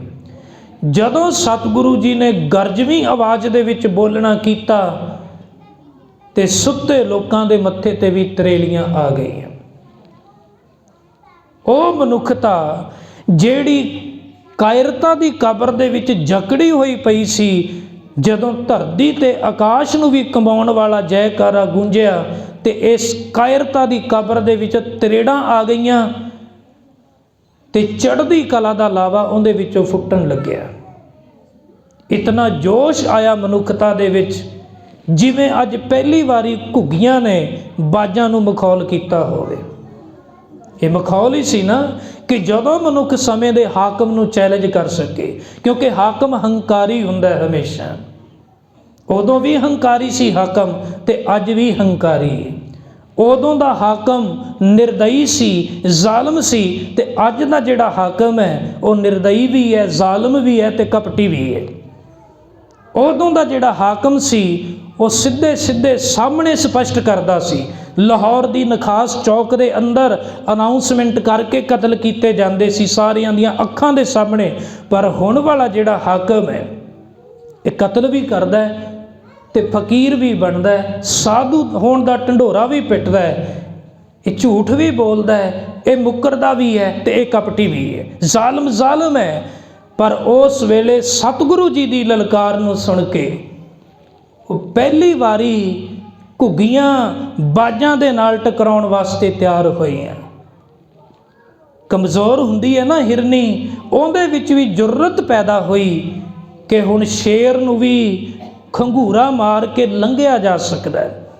ਸਤਿਗੁਰੂ ਜੀ ਨੇ ਲਲਕਾਰ ਕੇ ਕਿਹਾ ਸੀ, ਦੁਨੀਆ ਦੇ ਲੋਕੋ, ਤੁਸੀਂ ਥਾਂ ਤੇ ਮੱਥੇ ਟੇਕ ਕੇ ਤੁਹਾਡੇ ਮੱਥੇ ਦੇ ਲੇਖ ਵੀ ਘਸ ਚੁੱਕੇ ਨੇ। ਉਹ ਮੱਥੇ ਦੀਆਂ ਲਕੀਰਾਂ ਤੇ ਭਰੋਸਾ ਕਰਨ ਵਾਲੇ ਦੁਨੀਆ ਦੇ ਲੋਕੋ, ਅੱਜ ਮੈਂ ਤੁਹਾਡੀ ਤਕਦੀਰ ਘੜਨ ਲੱਗਾ ਜ਼ੁਲਮ ਦੀ ਅਰਥੀ ਨੂੰ ਤੁਸੀਂ ਮੋਢਾ ਦੇ ਸਕੋ। ਤੁਹਾਡੇ ਤੇ ਇੱਕ ਅੱਜ ਨਵੀਂ ਜ਼ਿੰਮੇਵਾਰੀ ਪੈਣ ਲੱਗੀ ਹੈ। ਮੈਂ ਤੁਹਾਡੀ ਅਣਖ ਨੂੰ ਵੰਗਾਰਨਾ ਚਾਹੁੰਦਾ, ਤੁਹਾਡੀ ਗੈਰਤ ਨੂੰ ਮੈਂ ਅੱਜ ਮਗਰੂਰ ਹੁੰਦੇ ਵੇਖਣਾ ਹੈ, ਤੁਹਾਡੇ ਹੱਥੋਂ ਦੁਨੀਆ ਦਾ ਦੁੱਖ ਦੂਰ ਹੁੰਦੇ ਦੇਖਣਾ ਹੈ। ਮੈਂ ਤੁਹਾਡੇ ਸਾਹਮਣੇ ਹਿਮਾਲੇ ਪਰਬਤ ਨੂੰ ਚੂਰ ਹੁੰਦਾ ਵੇਖਣਾ ਹੈ। ਰੱਖ ਦਿਓਗੇ ਜੇ ਸੀਸ ਮੇਰੀ ਤੇਗ ਤੇ, ਸਹੁੰ ਤੇਗ ਦੀ ਸਾਹਿਬੇ ਮੁਖਤਾਰ ਬਣ ਜਾਓਗੇ, ਤੁਸੀਂ ਹਿੰਦ ਦੇ ਸਿੰਘ ਸਰਦਾਰ ਬਣ ਜਾਓਗੇ। ਔਰ ਇਸ ਦੇ ਵਾਸਤੇ ਕਲਗੀਆਂ ਵਾਲੇ ਪਾਤਸ਼ਾਹ ਨੂੰ, ਜਿਵੇਂ ਕਿ ਪਹਾੜੀ ਰਾਜੇ ਕਹਿੰਦੇ ਸੀ ਵੀ ਤੁਹਾਡੇ ਕੋਲ ਕੁਝ ਨਹੀਂ ਹੈ, ਜੇ ਇਹਨਾਂ ਦਾ ਸਾਥ ਲਓਗੇ ਤੇ ਜ਼ਿੰਦਗੀ ਦੇ ਵਿੱਚ ਹਾਰੋਗੇ, ਜੇ ਸਾਡਾ ਸਾਥ ਲਓਗੇ ਤੇ ਸਾਡੇ ਕੋਲੇ ਆਰਮੀ ਹੈ, ਘੋੜੇ ਹੈ, ਟ੍ਰੇਨਡ ਫੌਜੀ ਨੇ, ਪੈਸਾ ਵੀ ਹੈ। ਗੁਰੂ ਗੋਬਿੰਦ ਸਿੰਘ ਜੀ ਮਹਾਰਾਜ ਨੇ ਇੱਕ ਗੱਲ ਕਹੀ ਸੀ, ਮੇਰੇ ਕੋਲ ਅੱਲਾ ਹੈ, ਮੇਰੇ ਕੋਲ ਵਾਹਿਗੁਰੂ ਹੈ, ਖੁਦਾ ਹੈ, ਮੇਰੇ ਕੋਲ 4 ਫਰਜ਼ੰਦ ਨੇ ਤੇ ਮੈਂ ਆਪਣੀ ਕੌਮ ਦੀਆਂ ਨੀਹਾਂ ਦੇ ਵਿੱਚ ਆਪਣੇ ਪੁੱਤਰ ਅਜੀਤ ਸਿੰਘ ਦਾ ਖੂਨ ਪਾਵਾਂਗਾ। ਕੌਮ ਨੂੰ ਜੂਝਣ ਵਾਲਾ ਬਣਾਉਣ ਵਾਸਤੇ ਜੁਝਾਰ ਸਿੰਘ ਦੀ ਕੁਰਬਾਨੀ ਕਰਾਂਗਾ। ਇਹਦੇ ਵਿੱਚ ਜ਼ੋਰ ਆਏਗਾ ਤੇ ਫਿਰ ਇਹਦੀ ਫਤਿਹ ਹੋਏਗੀ। ਉਹ 4 ਸਾਹਿਬਜ਼ਾਦੇ ਵੀ 4 ਗੁਣ ਨੇ ਜਿਨ੍ਹਾਂ ਦੀ ਕੁਰਬਾਨੀ ਕਰਕੇ ਸਤਿਗੁਰੂ ਜੀ ਨੇ ਕਿਹਾ ਸੀ, ਇਨ ਪੁੱਤਰਨ ਕੇ ਸੀਸ ਪਰਵਾਰ ਦੀਏ ਸੁਤ 4 ਮੂਏ ਤੋਂ ਕਿਆ ਹੁਆ ਜੀਵਤ ਕਈ ਹਜ਼ਾਰ। ਸਤਿਗੁਰੂ ਜੀ ਦੀ ਇਸੇ ਲਲਕਾਰ ਦੇ ਵਿੱਚੋਂ ਬਾਬਾ ਬੰਦਾ ਸਿੰਘ ਬਹਾਦਰ ਪੈਦਾ ਹੁੰਦੇ ਨੇ। ਨਹੀਂ ਤੇ ਪਹਿਲਾਂ ਉਹ ਆਪਣੇ ਗੁਰੂ ਬਦਲਦੇ ਰਹੇ, ਕਦੇ ਰਾਮਦਾਸ ਨੂੰ ਗੁਰੂ ਬਣਾਉਂਦੇ ਨੇ, ਕਦੇ ਜਾਨਕੀ ਪ੍ਰਸਾਦ ਨੂੰ ਗੁਰੂ ਬਣਾਉਂਦੇ ਨੇ, ਕਦੇ ਔਗੜਨਾਥ ਨੂੰ ਗੁਰੂ ਬਣਾਉਂਦੇ ਨੇ। ਗੁਰੂ ਵੀ ਬਦਲੇ, ਥਾਂ ਵੀ ਬਦਲੇ, ਨਾਮ ਵੀ ਬਦਲੇ, ਪਰ ਜਿਹੜੇ ਦਿਨ ਗੁਰੂ ਗੋਬਿੰਦ ਸਿੰਘ ਜੀ ਮਹਾਰਾਜ ਨੂੰ ਮਿਲੇ ਫਿਰ ਉਹ ਬਾਬਾ ਬੰਦਾ ਸਿੰਘ ਬਹਾਦਰ ਬਣੇ। ਜ਼ੁਲਮ ਦਾ ਉਹਨਾਂ ਨੇ ਨਾਸ਼ ਕੀਤਾ, ਪਰ ਉਸ ਤੋਂ ਬਾਅਦ ਉਹ ਬਦਲੇ ਨਹੀਂ। ਕੌਮ ਦੇ ਉਸਰਈਏ ਨੇ ਔਰ ਵਿਰਸੇ ਦੇ ਵਿੱਚੋਂ ਇਹ ਮਿਲੀ ਹੋਈ ਇੱਕ ਦਾਤ ਹੈ। ਕਹਿੰਦੇ ਨੇ ਕਿ ਜਦੋਂ ਨਾਦਰ ਸ਼ਾਹ ਨੇ ਦਿੱਲੀ ਦੇ ਉੱਤੇ ਹਮਲਾ ਕੀਤਾ ਸੀ, ਗੁਰੂ ਕੇ ਸਿੰਘਾਂ ਨੇ ਉਹਦੇ ਦਸਤਿਆਂ ਤੇ ਹਮਲਾ ਕਰ ਕਰਕੇ ਉਹਨਾਂ ਨੂੰ ਬੜਾ ਪਰੇਸ਼ਾਨ ਕੀਤਾ ਸੀ। ਜਦੋਂ ਲਾਹੌਰ ਦੇ ਵਿੱਚ ਜਾ ਕੇ ਨਾਦਰ ਸ਼ਾਹ ਠਹਿਰਿਆ ਤੇ ਲਾਹੌਰ ਦਾ ਜਿਹੜਾ ਗਵਰਨਰ ਹੈ ਉਹ ਜ਼ਕਰੀਆ ਖਾਨ ਸੀ। ਨਾਦਰ ਸ਼ਾਹ ਪੁੱਛਦਾ ਜ਼ਕਰੀਆ ਖਾਨ ਨੂੰ, ਇਹ ਲੰਬੀ ਦਾੜੀ ਵਾਲੇ ਕੌਣ ਨੇ, ਸਿਰਾਂ ਦੇ ਉੱਤੇ ਦਸਤਾਰ ਬੰਨੀ ਹੋਈ ਹੈ, ਕੌਣ ਨੇ? ਉਹ ਕਹਿੰਦੇ ਸਿੱਖ ਨੇ। ਕਹਿੰਦੇ ਕਾਬੂ ਹੀ ਨਹੀਂ ਆਉਂਦੇ, ਤੁਸੀਂ ਇਹਨਾਂ ਨੂੰ ਕਾਬੂ ਕਿਉਂ ਨਹੀਂ ਕਰਦੇ? ਕਹਿਣ ਲੱਗੇ ਜੀ ਫੁਰਤੀ ਬੜੀ ਹੈ ਇਹਨਾਂ ਵਿੱਚ, ਅਚਾਨਕ ਆਉਂਦੇ ਨੇ ਬਿਜਲੀ ਦੀ ਤਰ੍ਹਾਂ ਤੇ ਅਚਾਨਕ ਛੁਪ ਜਾਂਦੇ ਨੇ, ਪਤਾ ਹੀ ਨਹੀਂ ਲੱਗਦਾ। ਤੁਸੀਂ ਇਹਨਾਂ ਦੇ ਘਰ ਕਿਉਂ ਨਹੀਂ ਉਜਾੜਦੇ? ਕਹਿਣ ਲੱਗੇ ਘਰ ਹੋਣ ਤਾਂ ਉਜਾੜੀਏ, ਘੋੜਿਆਂ ਦੀਆਂ ਕਾਠੀਆਂ ਤੇ ਹੀ ਰਹਿੰਦੇ ਨੇ। ਕਹਿੰਦੇ ਨੇ ਸੁੱਖ ਦੁੱਖ ਵੇਲੇ ਕਿਤੇ ਇਕੱਠੇ ਹੁੰਦੇ ਹੋਣਗੇ। ਜ਼ਕਰੀਆ ਖਾਨ ਕਹਿਣ ਲੱਗਾ ਇਹ ਸਮੱਸਿਆ ਦੁਨੀਆ ਤੋਂ ਉਲਟਾ ਹੀ ਚੱਲਦੇ ਨੇ। ਦੁਨੀਆ ਉਦੋਂ ਹੀ ਇਕੱਠੀ ਹੁੰਦੀ ਹੈ ਜਦੋਂ ਸੁੱਖ ਹੋਵੇ, ਦੁੱਖ ਵੇਲੇ ਸਾਰੇ ਦੂਰ ਹੋ ਜਾਂਦੇ ਨੇ, ਪਰ ਇਹ ਦੁੱਖ ਵੇਲੇ ਇਕੱਠੇ ਹੋ ਜਾਂਦੇ ਨੇ, ਸੁੱਖ ਵੇਲੇ ਦੂਰ ਹੋ ਜਾਂਦੇ ਨੇ। ਇਹਨਾਂ ਦੀ ਖੇਡ ਉਲਟੀ। ਤੁਸੀਂ ਇਹਨਾਂ ਦਾ ਰੋਟੀ ਪਾਣੀ ਕਿਉਂ ਨਹੀਂ ਬੰਦ ਕਰਦੇ? ਉਹ ਕਹਿਣ ਲੱਗੇ ਕਰਕੇ ਦੇਖ ਲਿਆ, ਫਿਰ ਵੀ ਪਤਾ ਨਹੀਂ ਕਿਵੇਂ ਇਹ ਆਪਣੇ ਆਪ ਨੂੰ ਜਿਉਂਦੇ ਰੱਖ ਰਹੇ ਹੈ। ਨਾਦਰ ਸ਼ਾਹ ਕਹਿਣ ਲੱਗਿਆ ਮੈਂ ਦੇਖਣਾ ਚਾਹੁੰਦਾ ਇਹਨਾਂ ਨੂੰ। ਜ਼ਕਰੀਆ ਖਾਨ ਕਹਿਣ ਲੱਗਿਆ ਵੀ ਅਸਲੀ ਤਾਂ ਨਹੀਂ ਤੁਹਾਨੂੰ ਦਿਖਾ ਸਕਦੇ, ਪਰ ਇਹਨਾਂ ਦਾ ਜਿਹੜਾ ਲਾਈਫ ਸਟਾਈਲ ਹੈ, ਇਹਨਾਂ ਦੀ ਜਿਹੜੀ ਜੀਵਨ ਸ਼ੈਲੀ ਹੈ, ਉਹ ਅਸੀਂ ਤੁਹਾਨੂੰ ਡਰਾਮੇ ਦੇ ਰੂਪ ਵਿੱਚ ਕਰਕੇ ਦਿਖਾ ਸਕਦੇ ਹਾਂ। ਨਾਦਰ ਸ਼ਾਹ ਕਹਿਣ ਲੱਗਿਆ ਦਿਖਾਓ, ਕਿਸੇ ਦਿਨ ਰੱਖੋ ਕਿ ਸਿੱਖ ਕਿਹੋ ਜਿਹੇ ਹੁੰਦੇ ਨੇ ਕਿਰਦਾਰ ਦੇ, ਉਹਦੇ ਵਾਸਤੇ ਕੋਈ ਡਰਾਮਾ ਤਿਆਰ ਕਰੋ। ਜ਼ਕਰੀਆ ਖਾਨ ਨੇ ਬੁਲਾਏ ਮਿਰਾਸੀ। ਮਿਰਾਸੀ ਉਹ ਹੁੰਦੇ ਨੇ ਜਿਵੇਂ ਭਾਈ ਮਰਦਾਨਾ ਜੀ ਮਿਰਾਸੀ ਪਰਿਵਾਰ ਦੇ ਵਿੱਚੋਂ ਸੀ। ਇਹ ਡਰਾਮਾ ਚੰਗਾ ਕਰ ਲੈਂਦੇ ਨੇ, ਮਿਮਿਕਰੀ ਚੰਗੀ ਕਰ ਲੈਂਦੇ ਨੇ, ਐਕਟਿੰਗ ਦੇ ਧਨੀ ਹੁੰਦੇ ਨੇ, ਕਿਉਂਕਿ ਘਰਾਂ ਘਰਾਂ ਵਿੱਚ ਜਾਣਾ ਹੁੰਦਾ, ਉਸਤਤ ਕਰਕੇ ਇਹਨਾਂ ਦਾ ਰੁਜ਼ਗਾਰ ਚੱਲਦਾ ਹੈ। ਉਹ ਜਦੋਂ 10-12 ਮਿਰਾਸੀ ਇਕੱਠੇ ਕਰਕੇ ਲਿਆਂਦੇ ਗਏ ਲਾਹੌਰ ਦੇ ਅੰਦਰ, ਤੇ ਉਹਨਾਂ ਨੂੰ ਕਿਹਾ ਗਿਆ ਵੀ ਤੁਹਾਨੂੰ ਸਿੱਖਾਂ ਦਾ ਜਿਹੜਾ ਕਿਰਦਾਰ ਹੈ ਉਹ ਡਰਾਮੇ ਦੇ ਰੂਪ ਵਿੱਚ ਪੇਸ਼ ਕਰਨਾ ਹੈ। ਉਹ ਕਹਿਣ ਲੱਗੇ ਕਿ ਤਿਆਰ ਹਾਂ ਅਸੀਂ। ਕਹਿਣ ਲੱਗੇ ਤੁਸੀਂ ਇੱਕ ਥਾਂ ਤੇ ਇਕੱਠੇ ਹੋ ਕੇ ਸਿੱਖ ਜੀਵਨ ਦੀ ਝਾਕੀ ਪੇਸ਼ ਕਰਨੀ ਹੈ, ਤੇ ਦੂਜੇ ਪਾਸੇ ਜਿਹੜੇ ਆਰਮੀ ਵਾਲੇ ਬੰਦੇ ਆ, ਸਾਡੀ ਫੌਜ ਹੈ, ਉਹ 20-50 ਬੰਦੇ ਤੁਹਾਡੇ ਤੇ ਅਟੈਕ ਕਰਨਗੇ ਤੇ ਤੁਸੀਂ ਉਹਨਾਂ ਦਾ ਟਾਕਰਾ ਕਰਨਾ ਹੈ। ਯਾਦ ਰੱਖਿਓ ਇਹ ਡਰਾਮਾ ਹੋਏਗਾ, ਇਹ ਨਕਲੀ ਲੜਾਈ ਹੋਏਗੀ, ਅਸਲੀ ਨਹੀਂ ਹੋਏਗੀ। ਉਹ ਕਹਿੰਦੇ ਚਿੰਤਾ ਨਾ ਕਰੋ, ਅਸੀਂ ਬਖੂਬੀ ਨਿਭਾਵਾਂਗੇ ਇਸ ਕਿਰਦਾਰ ਨੂੰ। ਖੁੱਲ੍ਹੇ ਮੈਦਾਨ ਦੇ ਵਿੱਚ ਉਹ ਚੋਲੇ ਪਵਾ ਕੇ ਜਿਹੜੇ ਮਿਰਾਸੀ ਸੀ ਉਹਨਾਂ ਨੂੰ ਬਿਠਾ ਦਿੱਤਾ ਗਿਆ, ਕੁਝ ਘੋੜਿਆਂ ਦਾ ਪ੍ਰਬੰਧ ਕੀਤਾ ਗਿਆ, ਤੇ ਦੂਰ ਨਾਦਰ ਸ਼ਾਹ ਤੇ ਜ਼ਕਰੀਆ ਖਾਨ ਬੈਠੇ ਨੇ, ਹੋਰ ਲੋਕ ਵੀ ਇਕੱਠੇ ਹੋਏ ਨੇ, ਤੇ ਡਰਾਮਾ ਸ਼ੁਰੂ ਹੋ ਗਿਆ। ਨਾਦਰ ਸ਼ਾਹ ਪੁੱਛਦਾ ਹੈ ਕਿ ਉਹ ਹੱਥ ਦੇ ਵਿੱਚ ਪਕੜੀ ਹੋਈ ਹੈ ਕਿਤਾਬ, ਉਹ ਕੀ ਹੈ? ਜ਼ਕਰੀਆ ਖਾਨ ਕਹਿਣ ਲੱਗਿਆ ਕਿ ਇਹ ਇਹਨਾਂ ਦੇ ਮੁਰਸ਼ਿਦ ਦਾ ਇਲਮ ਹੈ, ਇਹ ਬਾਣੀ ਪੜ੍ਹਦੇ ਨੇ। ਅੱਛਾ, ਉਹ ਜਿਹੜੇ 2 ਸਿੰਘ, ਇੱਕ ਦੇ ਫੱਟ ਲੱਗਿਆ ਹੋਇਆ, ਦੂਜਾ ਉੱਤੇ ਮਲਮ ਲਾ ਰਿਹਾ ਹੈ, ਕਹਿੰਦੇ ਇਹ, ਕਹਿਣ ਲੱਗੇ ਇਹਨਾਂ ਦੇ ਵਿੱਚ ਪਿਆਰ ਬੜਾ ਹੈ, ਬਨੇ ਰਹਿਤ ਇਹ ਸਕੇ ਬਿਰਾਦਰ, ਇੱਕ ਕੋ ਦੂਜਾ ਦੇਵਤ ਆਦਰ, ਸਿੰਘ ਸਿੰਘ ਪਰਵਾਰਤ ਪ੍ਰਾਨ ਹੈ ਇਨਮੇ ਇਤਫਾਕ ਮਹਾਨ। ਇਹ ਇੱਕ ਦੂਜੇ ਤੇ ਕੁਰਬਾਨ ਹੁੰਦੇ ਨੇ। ਇਹ ਹੁਣ ਇੱਕ ਦੇ ਫੱਟ ਲੱਗੇ ਨੇ, ਦੂਜਾ ਉਹਨੂੰ ਮਲਮ ਲਾ ਰਿਹਾ। ਕਹਿਣ ਲੱਗੇ ਇੱਕ ਤੀਜਾ ਉਹ ਜਿਹੜਾ ਚਿੱਟੇ ਦਾੜੇ ਵਾਲਾ, ਵੱਡੇ ਦੁਮਾਲੇ ਵਾਲਾ ਜਿਹੜਾ ਬੈਠਾ, ਉਹ ਕੌਣ ਹੈ? ਕਹਿਣ ਲੱਗੇ ਇਹਨੂੰ ਇਹ ਜਥੇਦਾਰ ਕਹਿੰਦੇ ਨੇ, ਇਹਨੂੰ ਇਹ ਜਥੇਦਾਰ ਕਹਿੰਦੇ ਨੇ। ਤਾਂ ਕੋਈ ਉੱਥੇ ਭਾਂਡੇ ਮਾਂਜਣ ਦੀ ਸੇਵਾ ਕਰ ਰਿਹਾ ਹੈ, ਤੇ ਉਹ ਘੋੜੇ ਨੂੰ ਖਰਖਰਾ ਕਰ ਰਿਹਾ ਹੈ। ਕਹਿਣ ਲੱਗੇ ਜਥੇਦਾਰ ਹੋ ਕੇ ਵੀ ਘੋੜਿਆਂ ਦੀ ਸੇਵਾ ਕਰਦਾ ਹੈ? ਕਹਿੰਦੇ ਹਾਂਜੀ, ਇਹੀ ਇਹਨਾਂ ਦੀ ਮਹਾਨਤਾ ਦਾ ਕਾਰਨ ਹੈ ਵੀ ਜਥੇਦਾਰ ਹੋ ਕੇ ਵੀ ਉਹ ਘੋੜਿਆਂ ਦੀ ਸੇਵਾ ਕਰ ਰਿਹਾ। ਉਧਰੋਂ ਜੰਗ ਦਾ ਜਦੋਂ ਬਿਗੁਲ ਵੱਜਿਆ, ਇਹਨਾਂ ਨੇ ਵੀ ਤਿਆਰੀ ਕੱਸੀ। ਉਧਰੋਂ ਜਿਹੜੇ ਜ਼ਕਰੀਆ ਖਾਨ ਦੇ ਫੌਜੀ ਨੇ ਉਹ ਅਟੈਕ ਕਰਨ ਵਾਸਤੇ ਤਿਆਰ ਹੁੰਦੇ ਨੇ। ਇਹਨਾਂ ਨੇ ਇੱਕਦਮ ਅਲਰਟ ਹੋ ਕੇ ਖੜੇ ਹੋ ਕੇ ਕਮਰ ਕੱਸੇ ਲਾ ਕੇ ਅਰਦਾਸ ਕਰਨੀ ਸ਼ੁਰੂ ਕਰ ਦਿੱਤੀ। ਨਾਦਰ ਸ਼ਾਹ ਕਹਿੰਦਾ ਹੁਣ ਇਹ ਇਕੱਠੇ ਹੋ ਕੇ ਹੱਥ ਜੋੜ ਕੇ ਕਿਉਂ ਖੜੇ ਨੇ? ਕਹਿਣ ਲੱਗੇ ਜਦੋਂ ਵੀ ਇਹਨਾਂ ਨੇ ਕਿਸੇ ਮੁਹਿੰਮ ਤੇ ਚੜ੍ਹਨਾ ਹੁੰਦਾ ਹੈ, ਇਹ ਪਹਿਲਾਂ ਅਕਾਲ ਪੁਰਖ ਅੱਗੇ ਅਰਦਾਸ ਕਰਦੇ ਨੇ। ਉਹ ਅਰਦਾਸ ਕਰ ਰਹੇ। ਜਦੋਂ ਸੰਖੇਪ ਅਰਦਾਸ ਸੰਪੂਰਨ ਹੋਈ, ਨਾਨਕ ਨਾਮ ਚੜ੍ਹਦੀ ਕਲਾ ਤੇਰੇ ਭਾਣੇ ਸਰਬੱਤ ਦਾ ਭਲਾ, ਜਦੋਂ ਬੋਲੇ ਸੋ ਨਿਹਾਲ ਦਾ ਜਕਾਰਾ ਛੱਡਿਆ ਗਿਆ, ਤੇ ਉਧਰੋਂ ਜਿਹੜੇ ਆਰਮੀ ਵਾਲੇ ਬੰਦੇ ਸੀ, ਸੈਨਿਕ ਸੀ, ਉਹਨਾਂ ਨੂੰ ਇਸ਼ਾਰਾ ਕੀਤਾ ਗਿਆ ਵੀ ਤੁਸੀਂ ਹਮਲਾ ਕਰੋ। ਤੇ ਜਦੋਂ ਉਹਨਾਂ ਨੇ ਹਮਲਾ ਕੀਤਾ ਤਾਂ ਪੈਂਦੀ ਸੱਟੇ ਹੀ ਇਹ ਜਿਹੜੇ ਸਿੱਖ ਸੀਗੇ, ਇਹਨਾਂ ਨੇ 4-5 ਝਟਕਾ ਦਿੱਤੇ, ਮਾਰ ਦਿੱਤੇ ਉਹਨਾਂ ਨੂੰ। ਨਾਦਰ ਸ਼ਾਹ ਤੇ ਜ਼ਕਰੀਆ ਖਾਨ ਇੱਕ ਦੂਜੇ ਦੇ ਮੂੰਹ ਕੰਨੀ ਦੇਖਦੇ। ਕਹਿਣ ਲੱਗੇ ਇਹ ਕੀ ਹੋ ਗਿਆ? ਇਹ ਤਾਂ ਡਰਾਮਾ ਸੀ। ਹੋਰ ਬੰਦੇ ਬੁਲਾਏ, ਕਹਿੰਦੇ ਪਕੜੋ ਪਕੜੋ ਇਹਨਾਂ ਨੂੰ, ਕੀ ਹੋ ਗਿਆ? ਉਹ ਜਦੋਂ ਕੋਲ ਲਿਆਂਦੇ, ਹੱਥ ਵਿੱਚ ਕਿਰਪਾਨ ਨੰਗੀ ਖੂਨ ਦੀ ਭਰੀ ਹੋਈ, ਇੱਕ ਵਾਰੀ ਤਾਂ ਨਾਦਰ ਸ਼ਾਹ ਵੀ ਕੰਬ ਗਿਆ। ਉਹ ਜ਼ਕਰੀਆ ਖਾਨ ਕਹਿਣ ਲੱਗਾ ਥੱਲੇ ਆਓ ਮਹਾਰਾਜ, ਤੁਸੀਂ ਉੱਪਰ ਕਿੱਥੇ ਚੜ ਗਏ? ਤੁਸੀਂ ਡਰਾਮਾ ਕਰ ਰਹੇ ਸੀ, ਇਹ ਕੀ ਕੀਤਾ ਤੁਸੀਂ ਤਾਂ ਐਕਟਿੰਗ ਕਰਨੀ ਸੀ, ਇਹ ਘਟਨਾ ਕਿਵੇਂ ਵਾਪਰੀ? ਉਹ ਕਹਿਣ ਲੱਗੇ ਓਹੋ, ਕਹਿਣ ਲੱਗੇ ਪਹਿਲਾਂ ਤੇ ਸਾਰਾ ਕੁਝ ਰਿਹਾ ਠੀਕ, ਜਦੋਂ ਅਸੀਂ ਕੀਤੀ ਨਾ ਅਰਦਾਸ ਕਲਗੀਆਂ ਵਾਲੇ ਪਾਤਸ਼ਾਹ ਦਾ ਧਿਆਨ ਧਰ ਕੇ ਵੀ ਸੱਚੇ ਪਾਤਸ਼ਾਹ ਹੁਣ ਤੁਸੀਂ ਸਾਡਾ ਅੰਗ ਸੰਗ ਸਹਾਈ ਹੋਣਾ, ਜ਼ੁਲਮ ਦਾ ਹੁਣ ਅਸੀਂ ਟਾਕਰਾ ਕਰਨ ਲੱਗੇ ਹਾਂ, ਤੇ ਸਾਨੂੰ ਇਸ ਤਰ੍ਹਾਂ ਲੱਗਿਆ ਵੀ ਸੱਚਮੁੱਚ ਕਲਗੀਆਂ ਵਾਲੇ ਪਾਤਸ਼ਾਹ ਸਾਡੇ ਵਿੱਚ ਪ੍ਰਵੇਸ਼ ਕਰ ਗਏ ਨੇ। ਸਾਨੂੰ ਇਸ ਤਰ੍ਹਾਂ ਭੁੱਲ ਹੀ ਗਿਆ ਵੀ ਅਸੀਂ ਨਕਲੀ ਸਿੱਖ ਹਾਂ, ਅਸੀਂ ਐਕਟਿੰਗ ਕਰ ਰਹੇ ਹਾਂ, ਇਹ ਤਾਂ ਹੁਣ ਤੁਸੀਂ ਸਾਨੂੰ ਦੱਸਿਆ। ਉਦੋਂ ਨਾਦਰ ਸ਼ਾਹ ਕਹਿਣ ਲੱਗਿਆ ਜ਼ਕਰੀਆ ਖਾਨ ਨੂੰ, ਕਹਿਣ ਲੱਗਾ ਯਾ ਅੱਲਾ, ਇਹ ਨੇ ਸਿੱਖ, ਮੈਂ ਦੇਖ ਲਿਆ ਇਹਨਾਂ ਨੂੰ।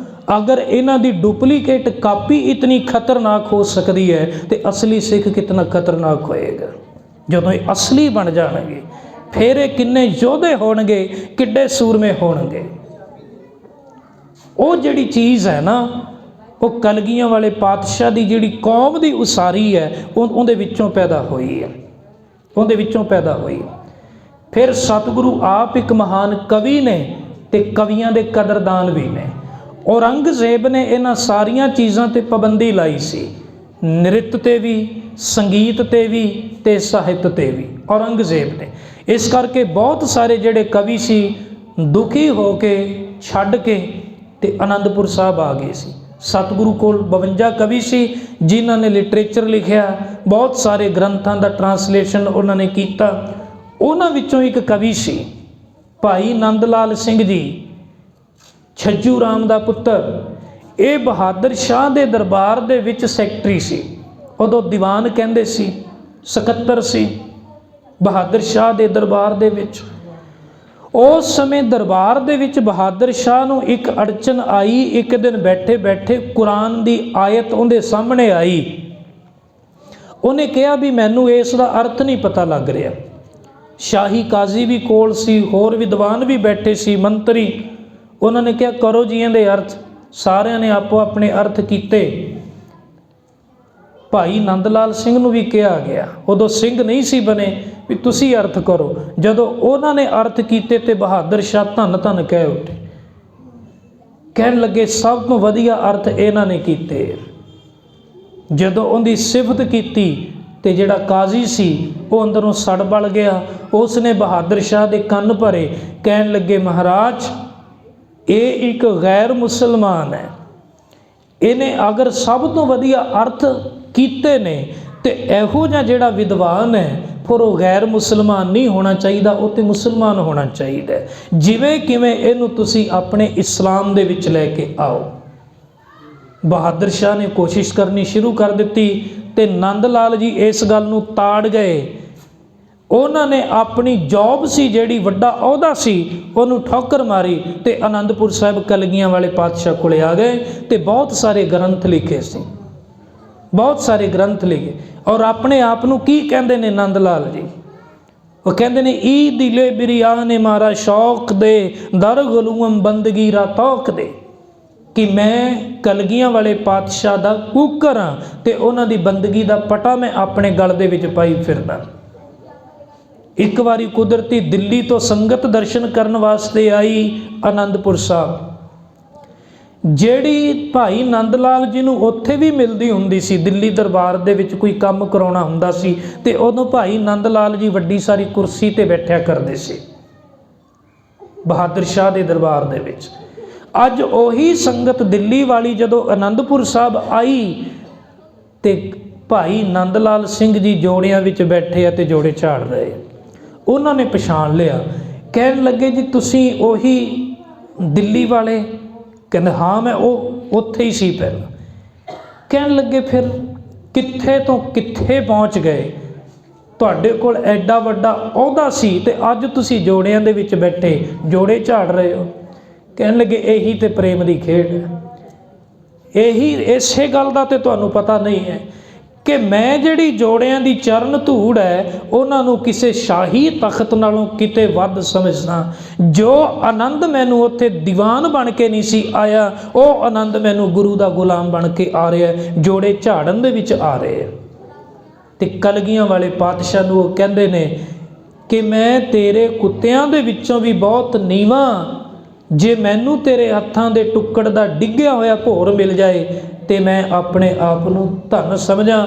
ਉਹੀ ਕਲਗੀਆਂ ਵਾਲੇ ਪਾਤਸ਼ਾਹ ਜਿਹੜੇ ਆਪ ਵੀ ਕਾਵ ਦੇ ਨਾਲ ਪਿਆਰ ਕਰਦੇ ਸੀ, ਛੰਦਾਬੱਦੀ ਦੇ ਪਿੰਗਲ ਦੇ ਵੱਡੇ ਵਿਦਵਾਨ ਸੀ, ਕਈ ਬੋਲੀਆਂ ਦੇ ਮਾਹਿਰ ਸੀ ਤੇ ਉੱਥੇ ਉਹ ਆਪਣੇ ਕਵੀ ਸੀ ਜਿਹੜੇ ਸਾਹਿਤਕਾਰ, ਉਹਨਾਂ ਨੂੰ ਵੀ ਕਿੰਨਾ ਪਿਆਰ ਕਰਦੇ ਸੀ।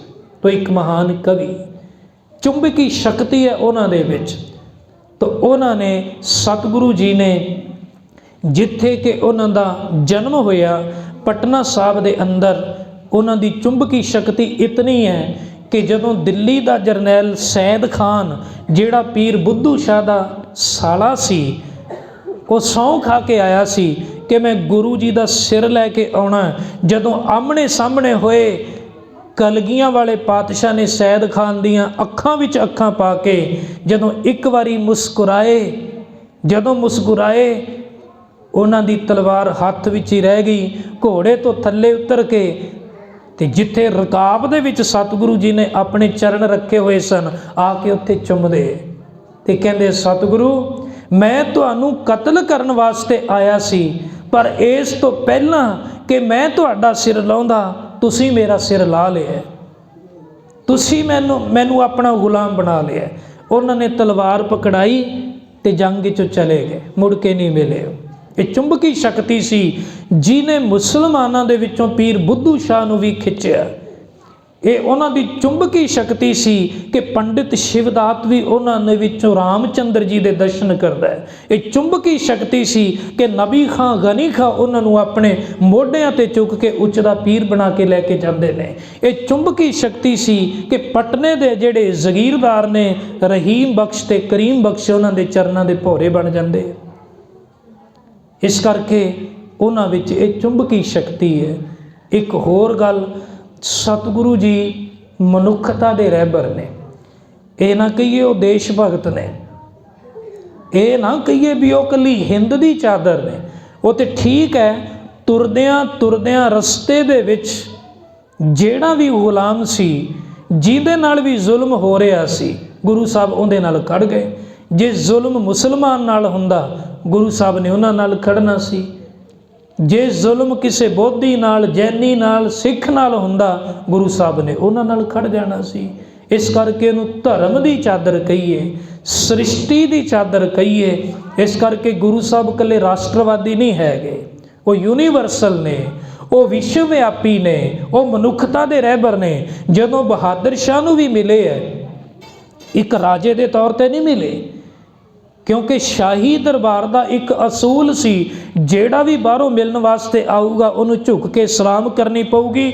ਗੁਰੂ ਗੋਬਿੰਦ ਸਿੰਘ ਜਦੋਂ ਮਿਲੇ ਹੈ, ਉਹਨਾਂ ਨੇ ਫਤਿਹ ਬੁਲਾਈ ਹੈ, ਉਹਨਾਂ ਨੇ ਝੁਕ ਕੇ ਸਲਾਮ ਨਹੀਂ ਕੀਤੀ, ਕਿਉਂਕਿ ਉਹ ਧਾਰਮਿਕ ਗੁਰੂ ਦੇ ਤੌਰ 'ਤੇ ਪ੍ਰਵਾਨ ਕਰਦੇ ਆ ਬਹਾਦਰ ਸ਼ਾਹ।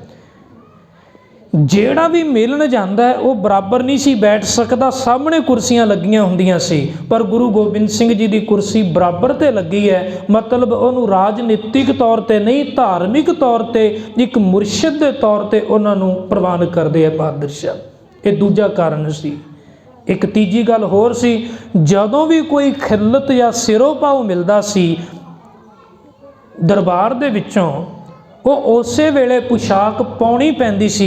ਗੁਰੂ ਗੋਬਿੰਦ ਸਿੰਘ ਜੀ ਨੇ ਉਸੇ ਵੇਲੇ ਪੁਸ਼ਾਕ ਪਾਈ ਨਹੀਂ, ਪਕੜ ਕੇ ਆਪਣੇ ਸਿੱਖ ਨੂੰ ਦੇਤੀ ਵੀ ਇਹਨੂੰ ਤੂੰ ਸਾਂਭ ਕੇ ਰੱਖ ਲੈ।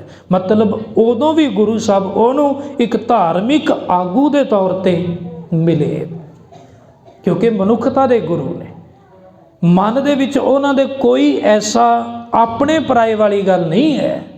ਇਹੀ ਕਾਰਨ ਹੈ ਜਿਹੜੇ ਪਹਾੜੀ ਰਾਜੇ ਭੰਗਾਣੀ ਦੇ ਯੁੱਧ ਵਿੱਚ ਗੁਰੂ ਸਾਹਿਬ ਦੇ ਖਿਲਾਫ ਲੜਦੇ ਹੈ, ਉਹੀ ਜਦੋਂ ਆ ਕੇ ਮਿੰਨਤ ਕਰਦੇ ਹੈ ਤੇ ਹੁਸੈਨੀ ਵੱਧ ਦੀ ਜਿਹੜੀ ਲੜਾਈ ਹੈ, ਗੁਰੂ ਸਾਹਿਬ ਫਿਰ ਉਹਨਾਂ ਵੱਲੋਂ ਹੋ ਕੇ ਲੜਦੇ ਹੈ, ਮੁਗਲਾਂ ਦੇ ਵਿਰੁੱਧ ਲੜਦੇ ਹੈ।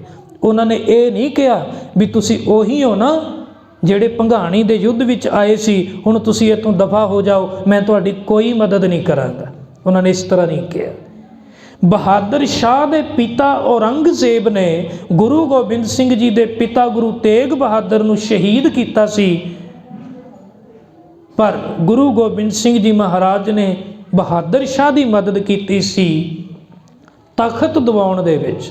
ਉਹਨਾਂ ਨੇ ਇਹ ਨਹੀਂ ਸੀ ਕਿਹਾ ਕਿ ਤੇਰੇ ਪਿਤਾ ਨੇ ਮੇਰੇ ਪਿਤਾ ਨੂੰ ਕਤਲ ਕੀਤਾ ਸੀ, ਇਸ ਕਰਕੇ ਮੈਂ ਤੇਰਾ ਕਤਲ ਕਰਕੇ ਬਦਲਾ ਲਵਾਂਗਾ। ਐਸਾ ਨਹੀਂ ਸੀ। ਉਹਨਾਂ ਦਾ ਦ੍ਰਿਸ਼ਟੀਕੋਣ, ਉਹਨਾਂ ਦਾ ਦੇਖਣ ਦਾ ਜਿਹੜਾ ਨਜ਼ਰੀਆ ਹੈ ਉਹ ਬੜਾ ਵਿਸ਼ਾਲ ਹੈ, ਕਿਉਂਕਿ ਜਿਹੜਾ ਰੱਬ ਹੈ ਨਾ, ਉਹ ਸੋਚਦਾ ਵੀ ਰੱਬ ਵਾਂਗੂ ਹੀ ਹੈ, ਉਹ ਦੇਖਦਾ ਵੀ ਰੱਬ ਵਾਂਗੂ ਹੀ ਹੈ, ਉਹਦੀ ਅੱਖ ਬਹੁਤ ਵੱਡੀ ਹੁੰਦੀ ਹੈ। ਇਸ ਕਰਕੇ ਗੁਰੂ ਸਾਹਿਬ ਦੇ ਜੀਵਨ ਦੇ ਵਿੱਚੋਂ ਇਹ ਕੁਝ ਅਸੀਂ ਸਿੱਖਦੇ ਹਾਂ, ਤੇ ਫਿਰ ਉਹਨਾਂ ਦੇ ਅੰਦਰ ਆਪਣੇ ਸਿੱਖਾਂ ਦੇ ਪ੍ਰਤੀ ਜਿਹੜਾ ਪਿਆਰ ਹੈ। ਚਮਕੌਰ ਦੀ ਗੜੀ ਵਿੱਚ ਅਸੀਂ ਦੇਖਦੇ ਹਾਂ ਸਿੰਘ ਸੁੱਤੇ ਪਏ ਨੇ, ਕਿਵੇਂ ਉਹ ਪਹਿਰਾ ਦਿੰਦੇ ਨੇ, ਸਾਫੇ ਚੁੱਕ ਚੁੱਕ ਕੇ ਉਹਨਾਂ ਦੇ ਠੀਕ ਕਰਦੇ ਨੇ, ਉਹਨਾਂ ਦੇ ਦੁਮਾਲੇ ਜਿਹੜੇ ਖੁੱਲੇ ਹੋਏ ਨੇ ਉਹ ਠੀਕ ਕਰਦੇ ਨੇ, ਆਪਣੇ ਹਜ਼ੂਰੀਏ ਦੇ ਨਾਲ ਉਹਨਾਂ ਦੇ ਮੱਥੇ ਨੂੰ ਪੂੰਝਦੇ ਨੇ, ਕਮਰ ਕੱਸਾ ਲਾ ਕੇ ਉਹਨਾਂ ਦੀ ਖਿਦਮਤ ਦੇ ਵਿੱਚ, ਉਹਨਾਂ ਦੀ ਸੇਵਾ ਦੇ ਵਿੱਚ ਗੁਰੂ ਸਾਹਿਬ ਹਾਜ਼ਰ ਹੁੰਦੇ। ਫਿਰ ਆਪਣੇ ਪੁੱਤਰਾਂ ਦੀ ਜਿਹੜੀ ਕੁਰਬਾਨੀ ਉਹ ਦਿੰਦੇ ਨੇ, ਖੁਸ਼ੀ ਨਾਲ ਕੁਰਬਾਨੀਆਂ ਦੇਣ ਚੱਲੇ, ਜੋੜੀ ਇਸ ਪਾਸੇ ਜੋੜੀ ਉਸ ਪਾਸੇ। ਉਸ ਵੇਲੇ ਸਰਕਾਰ ਨੂੰ ਖਿੱਚ ਹੈ ਸੀ ਥੋੜੀ ਇਸ ਪਾਸੇ ਥੋੜੀ ਉਸ ਪਾਸੇ। ਇਹ ਤੇ ਕੋਈ ਵੀ ਆਖ ਨਹੀਂ ਸਕਦਾ ਜੇ जोड़ी इस पासे तोड़ी उस पासे, चारे पुत्र दशमेश ने वार केते, तोड़ी इस पासे जोड़ी उस पासे। क्योंकि जिंदगी आनी जानी है, इस करके गुरु महाराज की जिंदगी का हर एक जिहड़ा कदम है वो अकाल पुरख वाहिगुरु के नाम तो कुर्बान है।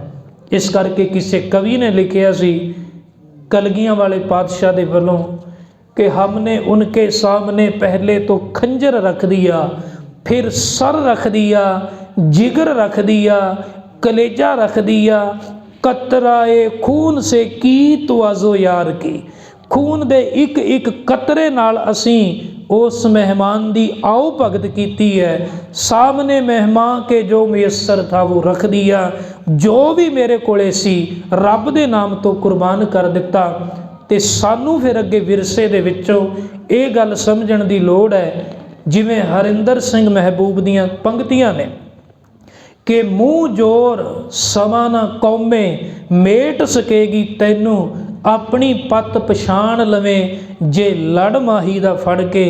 कलगियां वाले माही दा जिहड़ा लड़ है वो की है, उन्हां दी सिੱਖਿਆ, उन्हां दी कमाई जिहड़ी सानू विरसे दे विच मिली है, असी उहदे प्रति जागीए ते उहनूं पकड़ीए, ते फिर साडे जिहड़े गुरपुरब ने ਉਹ मनाउण दा कोई अर्थ हैगा।